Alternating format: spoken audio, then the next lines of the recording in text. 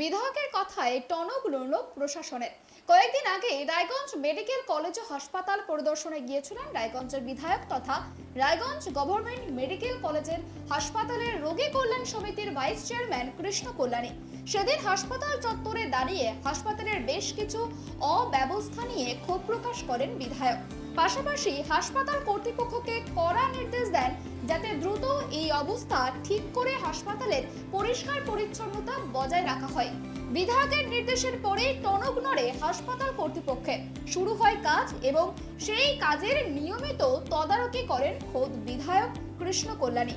ফলস্বরূপ আজ রায়গঞ্জ হাসপাতালের ছবিটা একেবারেই অন্যরকম।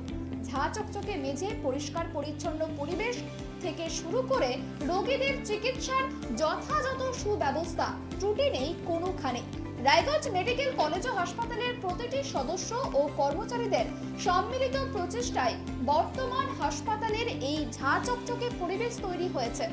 বিধায়ক কৃষ্ণ কল্যাণী নিজে হাসপাতালের প্রতিটি সদস্য ও কর্মচারীদের ধন্যবাদ জানিয়েছেন এই কাজের জন্য। রায়গঞ্জ হাসপাতালের এই বদলে যাওয়া ছবি দেখে খুশি সমগ্র রায়গঞ্জবাসীও।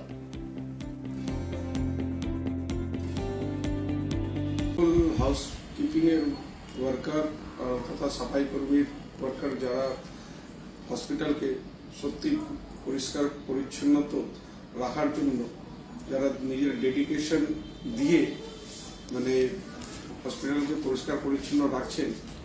বিগত দিনে আমরা যেটা হসপিটালের যে বেহাল অবস্থা দেখেছিলাম, আজকে সেই জায়গায় হসপিটাল একটা যে কোনো বেসরকারি হসপিটালের সাথে কম্পারিজন যোগ্য হয়ে গেছে। আর খুবই ভালো পরিস্থিতি দেখা দিচ্ছে। তার জন্য আমি সকল হাসপাতালের কর্মচারীকে আমার হৃদয় অন্তঃস্থল থেকে অনেক অনেক ধন্যবাদ জানাচ্ছি।